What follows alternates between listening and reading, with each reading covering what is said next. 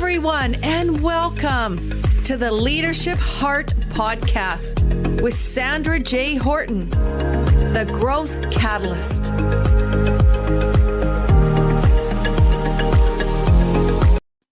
All right. Hey, welcome. I'm so excited. Friday is my favorite day because I get to be here with you. My name is Sandra Horton, and I am so excited to be here with the Leadership Heart Podcast. And today I am so excited. This is my word for the day. As a golfer, I feel like I could get a hole in one because my guest today is the absolute amazing, exceptional woman who I have gotten to know, who I actually call a very dear friend. And truly, this woman will inspire everyone. Doesn't matter if you see yourself as a leader. All that's important is that you show up and that you connect to yourself, because she is going to help you do that. I'm going to send her a little bit of introduction, and here we go. You're in for a treat.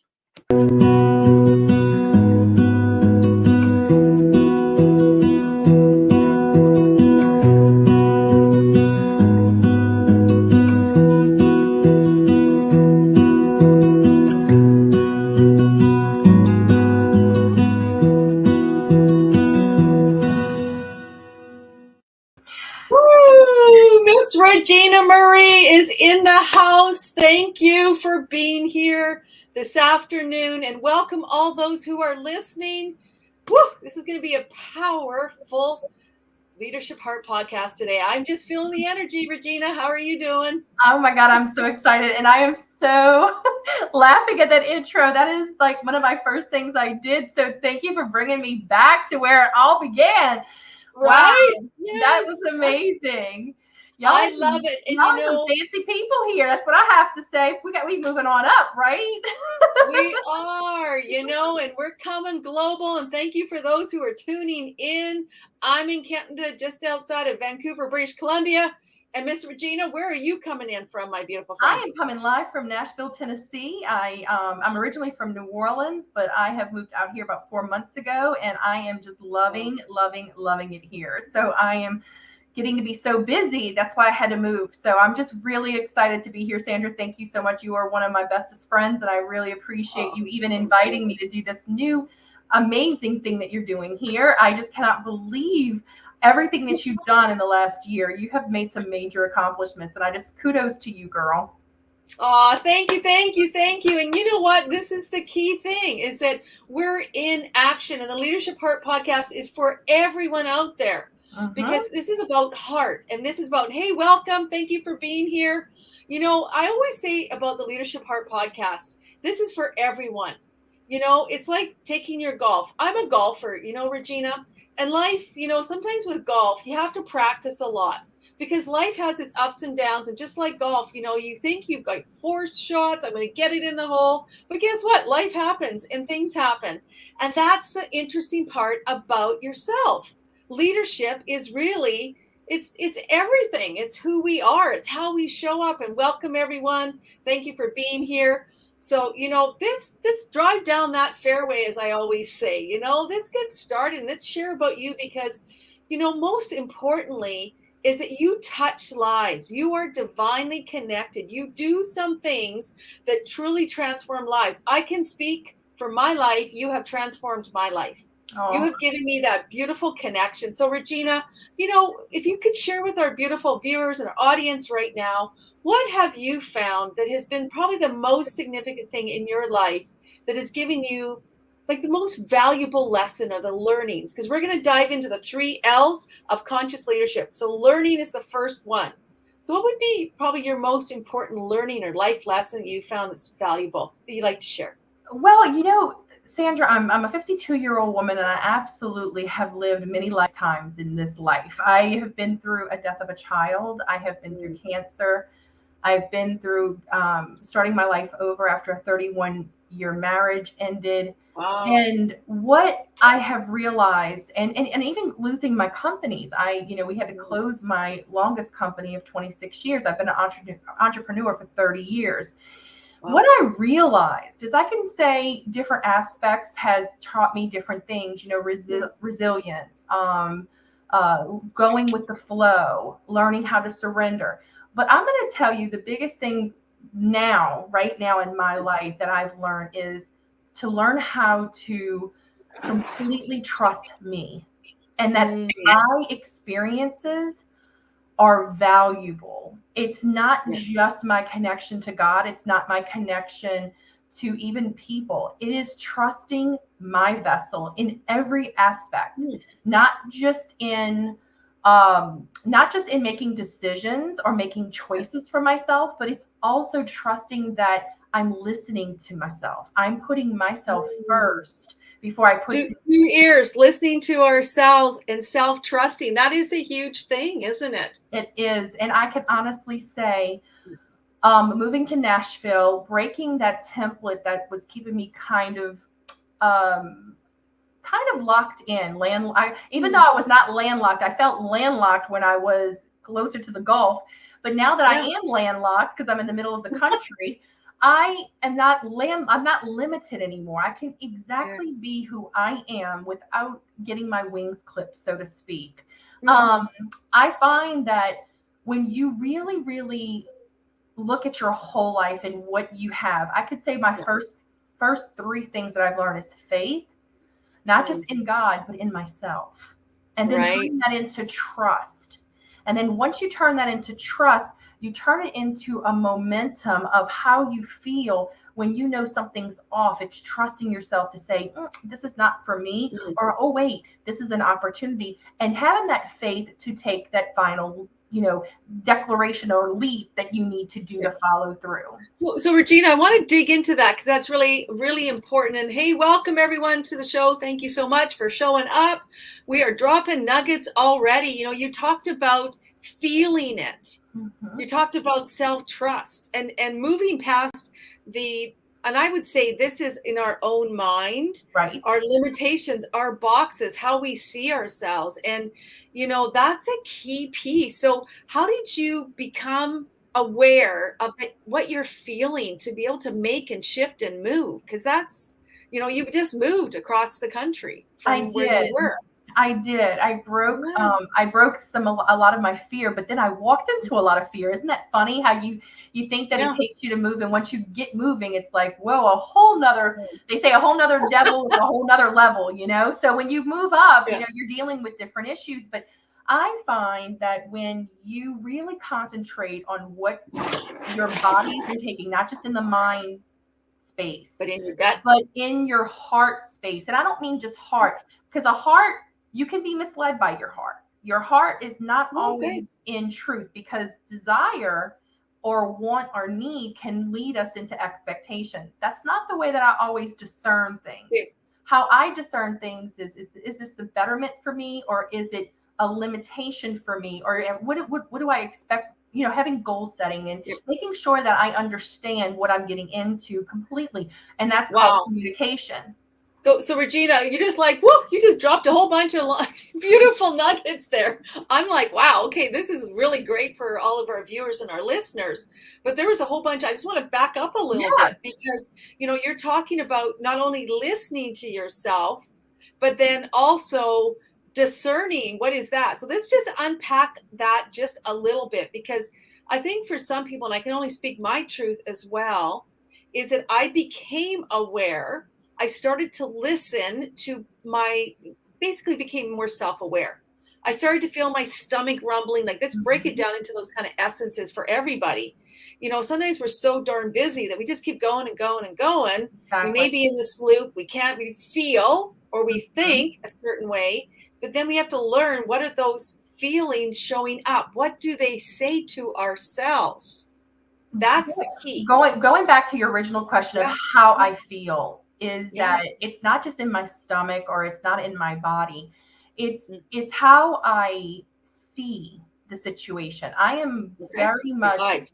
I take information in by sight. So if Okay. I see something, I'm going to call it out. I'm going to have the guts to say it.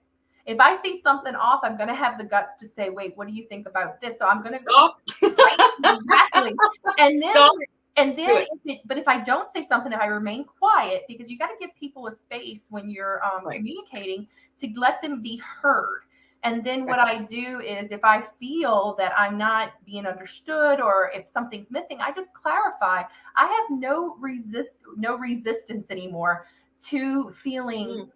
Some people deal with imposter syndrome. I really don't believe in imposter syndrome. I just believe it's lack of courage. It's lack of having the ability to see past what you really want. And you're stuck in seeing yourself in a way that's not truth anymore. And breaking that, Right. it's called RIM is what I deal with. It's relationship identity leads to mission. So if you look at yourself with the relationship with yourself, you're going to know your true identity, which you'll know your true path and mission. Or you can look at the relationships around you that shows your identity and who people believe you are. And if that doesn't align with who you think you are, then you never find your path and mission.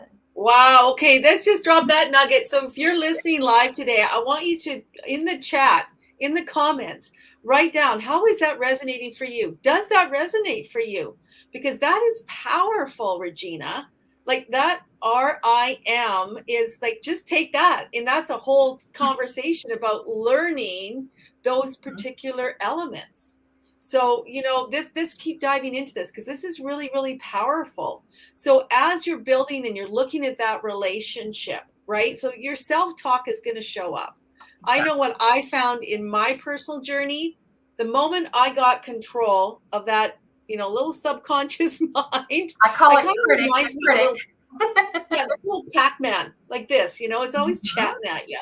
And it's like, no, thank you. I'm not going to listen to you. I'm going to reprogram and repattern how I look at things, how I'm going to become more aware of what's happening within. Well, Sandra, so how do you silence that? How do you? I was getting ready to say, that's a great question because I know how to silence that. Basically, what you have to do is you have to get out of the judgment energy. Okay. You have learned to survive through in judgment. If you understand, you feel safe. We need to realize that safety or security is an illusion. Security is an illusion. So write that down in the comments, everyone, because that is so true, isn't it? It really is. Wow. We can have someone to protect us. We can protect ourselves as much as we can. But if the earth decides to open up and swallow us whole, there is no security. And it could do it at any time, right? Especially if you live in California. It's so true. It's so true because it's in our mind. We think we're safe, but we're not safe. Correct. Or perhaps we need to be in action. This is the interesting thing, Regina. I'm listening to you because I've seen you have those quiet moments, and just check in with yourself. And it's that I love, thank you so much for, commenting on there. The security is an illusion. That's awesome. So let's keep that going because, so now that we know that, it's how we see, how we perceive it to be. We're always moving. We're always changing a way of looking at things. So what now? What's that next step? I would say once you realize that your critic is a judger, then you have to figure out who is the ultimate judge. And for me, it's God. For me, it's truly not, I cannot see all to be all. So I have to trust in my divine connection with God and allow to almost renounce my own spirit and allow the Holy Spirit to fall in and truly guide me and protect me in where he wants me to be. So if I know God allows things, suffering and good in my life, but it's always for my betterment. I can honestly say, Sandra, sitting here today, I lost my son 21 years ago. He was 2 years old. I can actually say that I would not be the woman I am today without feeling that unconditional love for my son, but not having it in my day-to-day life and giving me purpose to reinvent myself. Because when I lost my son, I lost my identity as a mother. I lost my identity. I lost everything, but I already lost my identity as Regina. You see, so I was stripped to the bone. I just held onto the survival skills of me being wife and mother. And then my entrepreneur, I push everything else in the background. Oh, that's not important. That's not important. That's just making a living.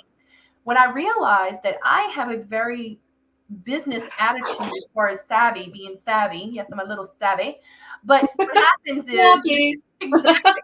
And when you're a little savvy like me, I can light up a room. I can fire up people. And I've always known that as a leader, because I was in youth ministry. I led many different different teachings, and I gave my testimony a lot, because I found myself losing my son. I found myself. It's just like that song, Amazing Grace, the lost shall be. Every time you say that, just like, it just pierces my soul. It's the biggest hurdle. But you see, I had a stillborn before him. And, so I lost a 6-month baby. I was 6 months pregnant when I lost him. So I really thought that was the hardest thing you can endure. But then here's my son, got through a privacy fence and drowned in the neighbor's pool. He survived the drowning for 3 days, but unfortunately died of brain death 3 days later. And I cannot believe I said it all without crying. Because I'm getting healed of that. It's not the grief that I need to keep to remind the love of my son. I've learned to process that grief into what it is today, and that's living. I'm going to see my son again. My faith tells me so. So I know that I have him. I mean, I was in prayer the other day. All 4 of my children in heaven came to me with Jesus and just totally turned my whole day around. And I mean, and it was so beautiful. So I still have this connection to them, even though I can't tangibly hold them. And that takes a lot of willingness. Oh, that's a good word. The word of the word for me is willingness. Are you willing? Okay, I love that. Write that in the comments, everybody. If you're watching live, or if you're going to view this after in YouTube or on LinkedIn, willingness. Yes, willingness. I was willing to take the shortest cut to know what God was about, even if it was through the I call it the thorn bushes and fire and dragons. And I was willing to conquer it all, because I didn't have anything else to lose. I told God, you have 2 souls for the price of 1. And I'm going to do with me what you will, so that I can see my son again. So I surrendered my whole future to him.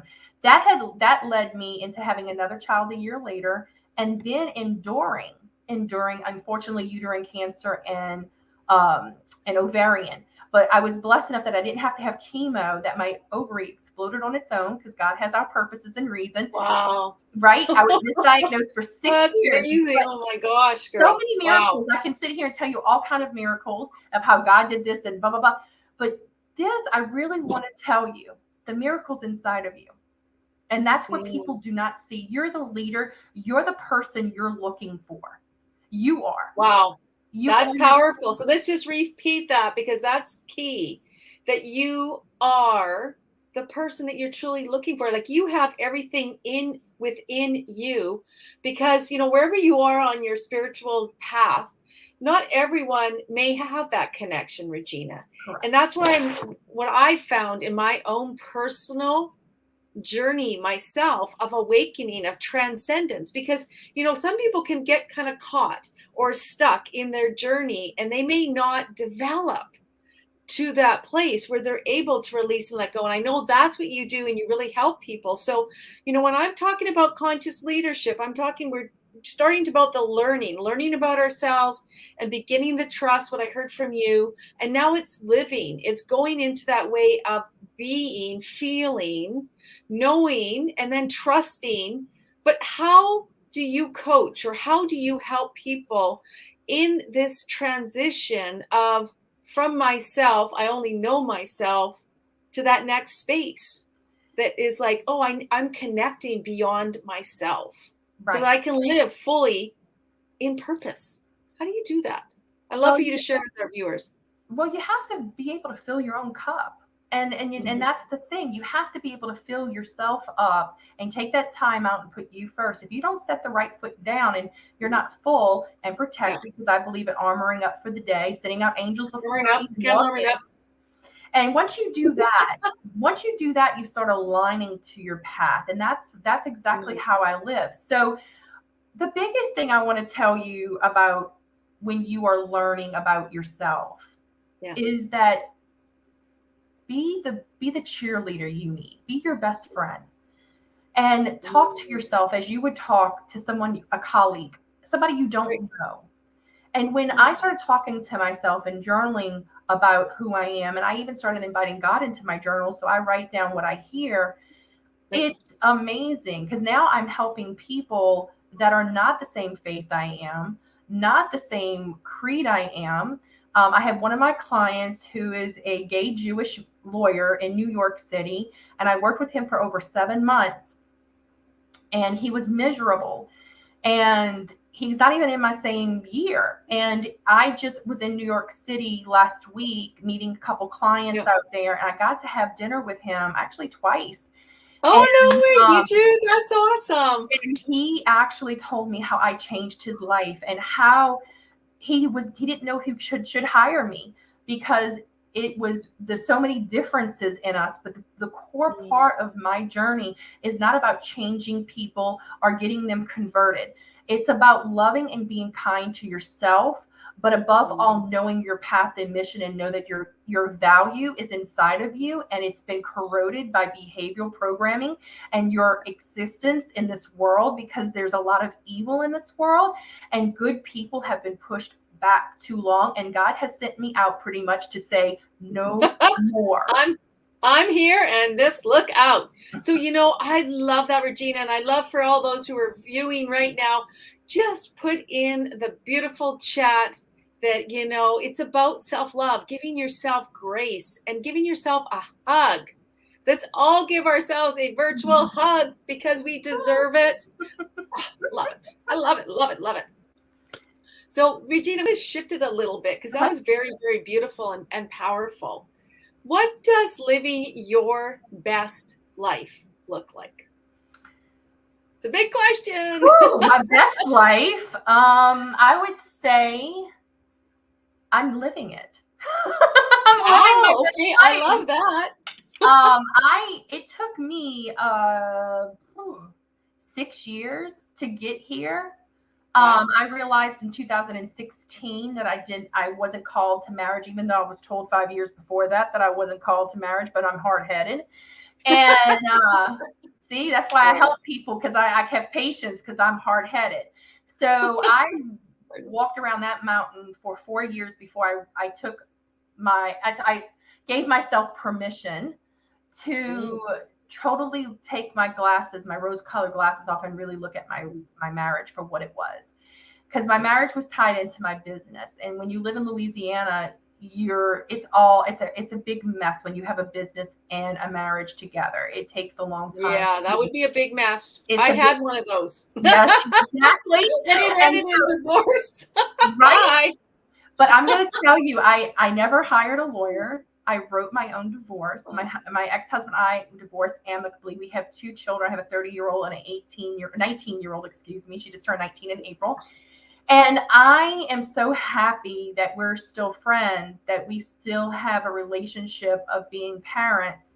But that's it. There's no more relationship after that. The business has been dissolved as a 1231. It was like a slow fade for me. I had to fade out. I wanted to leave my family healed and not just abruptly get out of their lives and move to Nashville. I wanted to make sure that I left with dignity and respect from them, even though they were hurting, because my oldest daughter is the one who took it the hardest. But what's beautiful about it now is that she is becoming a therapist, and she's in her clinics. And what's going on is that we have so much to talk about, because I do work with therapist, I should say. And when I realize a client has something that I can't help them with, I then turn it around, and now I have a therapist referring me. I had one client today that said, "Oh, I thought I was coming here for a coaching session for my business, but my therapist says I need a life coach. So I think I might hire you for both, because I am." There you go. So I was like, perfect. And that's exactly what happened today. So I'm just letting you know is that when you're my client and you're going through something, it could be business, because I believe your personal life will reflect your business life. If you are messed up in your personal life, it will spill over. And especially if you're an entrepreneur, you will have those blocks, you will have that flow stop. I find that if we can break down what's interior blocking you, if it's money, if it's faith crisis, if it's something about an identity crisis, we all look, I'm in that middle age, so if it's, you're hitting that middle age mark, if you are dealing with that, then it's a way that you can have someone who is not just connected here as far as seeing tangible results, but also I will let you know what I'm getting intuitively. And so that is the biggest thing. That's the key. You know what, Regina? This is what makes you so beautifully unique. And I just love the connection. Having worked with you, I'm a huge, huge, huge Regina Marie. Amazing. Seriously, anyone, you should be working with Regina. She's just a beautiful soul. And from my heart to all of you who are listening now or later, please do check out Regina, because she is the real deal, and she will take you on this beautiful path, whatever that path is divinely called for you, connection to higher source, abundance, whatever it is, to find your truth. So what I'm hearing you say is that you are successful. It's how you're living your life, that you've listened and learned, released and let go of all the hard, really hard, gut-wrenching things that have happened in your life. And that's what I want everyone to understand. And thank you for being here. Please put in the chat, what is one thing that you're going to take away? What is one action or consideration that you have? Because the leadership heart is just that. It's being able to lead yourself with heart, connecting, and you're living that successful life. And one of the things that, I love to understand and share with everyone too, is we all have different roles and different things. And this is about leading. We all lead differently, perhaps with our family, with our kids, with a significant other, or even just, someone who we may be dating. I don't know. I mean, everyone's life is so different. Where do you find, is your leadership the same? Are you the same? Because some people say to me, well, Sandy, I have to keep it separate. No. My work life has to be different. But to me, you need to be integrated. You need to be who you are authentically. Well, you just said the magic word. You just said the magic word, Sandra. Yeah. People put things in a masculine perspective, and that's compartmentalized. Mm. As women, we have to be able to flow from compartment to compartment. And usually our brains, when we're really being our authentic selves, as the guy who wrote Venus versus Mars, or whatever. Oh, yes. I met him live. He's an interesting fellow. He's an interesting guy. What he said is profound when he says women are like spaghetti and red sauce, because we can think of sex, we can have sex and write a grocery list. But men are like waffles. They can separate the syrup in each drop, right? and it doesn't have to touch. So when he okay, I love that. Write that right now. I was like, that is the most smartest thing I've ever heard in my life. What else does this man have to say?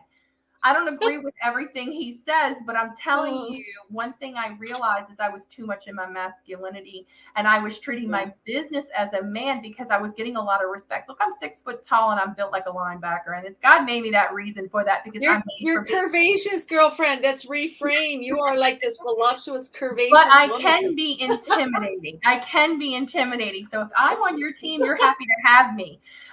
Because I can look through people and make a face, and they're not going to say what they need to say if they're bullcrapping us. Okay. So, but the biggest thing is that I needed to be okay with that. I needed to be okay and value this vessel. And this is something I'm recently doing at 52 years old, is that God made me this way, and he made me in a way that is unique, just like he made everyone else. How is my superpowers in this vessel going to be able to be received into the world? And some of the questions I ask some of my clients is what impact do you want to bring into this world, and why?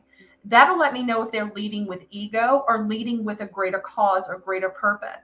And sometimes when we are dealing with a little bit of both, we got to come into a truth and alignment of that, so that we are not moving just in ego, because all we're going to attract is ego. We have to move into a flow of complete giving and surrender.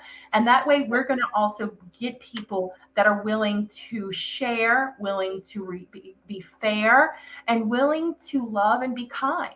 And that's the exact way that I lead, because I can't lead as a intimidator 24/7. What I do is I look at my clients and see where they're the weakest, and I take on that leadership role as their weakness. So I'm going to make them stronger.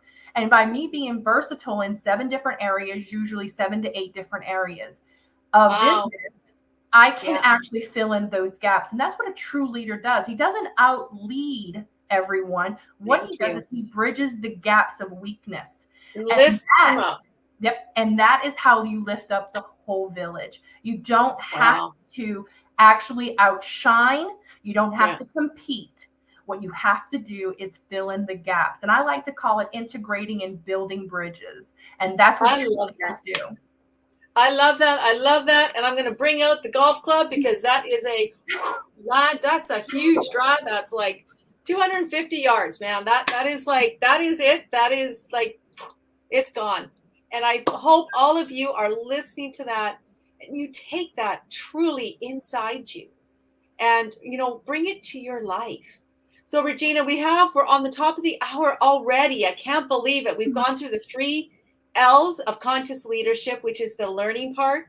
It's then really beginning to live it and then to lead it. Mm-hmm. So you have become that master. So I want everyone to be able to connect with you, to find out more about you. So can you let the viewers let us know, how do we reach you? Well, you can reach me through Facebook, through my page. I answer my messages all the time. So it's Regina Marie Coach on my Facebook page. You can look me up. Also, Regina Marie Coach. .com is my personal website, or you can just email me. You can email me at reginarmariecoach@gmail.com. So everything's Regina Marie Coach. If you Google it, you'll find me. And they will be so exceptionally delighted when they are able to connect with you. So I want to thank yourself for sure, like for me, from my heart to all of the audience, whether they're live now or they're watching it on YouTube or on one of the podcast channels. This is important because you have shown up. You've overcome the adversity. You are living in your purpose and your passion. You are leading with heart.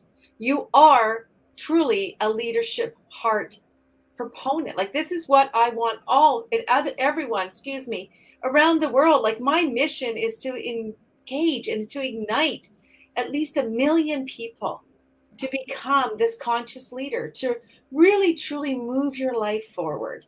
And you have done that, and you're inspiring so many people. You inspire my heart by being one of my very good friends. And I thank you so much. So we will be back here next Friday, absolutely at 4:30 Pacific time. And I'm so delighted. And I thank you for your beautiful gifts that you have given. I would like to give a free gift to your. Oh, thank you. Yes. If anyone would like a 1-hour free consultation, please just email me that you saw me here, and I'll be happy to set that up. I do give 1-hour free consultation, and usually that 1 hour is a whole bunch of nuggets, and you need to probably set some time out to integrate all that before you hire me. So there you go. I will give you that 1 hour totally free. That's a $250 value. So there you go. Thank you so much, Regina. And I thank you on behalf of all the audience that is always tuning in to the Leadership Heart podcast. And if you want to learn more about the Leadership Heart podcast, please check out www.sandrahorton.com. That is my business website. And tomorrow, Regina, I'm actually going to be speaking at the Ignite Summit. So, we're always doing fun things and getting our messages out there. So I'm very excited. So check out my Facebook as well. But importantly, please do turn in and click and follow me on YouTube at Sandra J. Horton. And I appreciate your time. Thank you so much. And next week, we have an exceptional guest, which I'm going to keep it a little bit quiet because it is exceptional. And all of July is now booked with exceptional people like Rex Sykes is coming and some other amazing speakers who are global influencers to the Leadership Heart podcast. Thank you again. I appreciate you. And we'll talk to you on Friday. Bye-bye. Bye for now.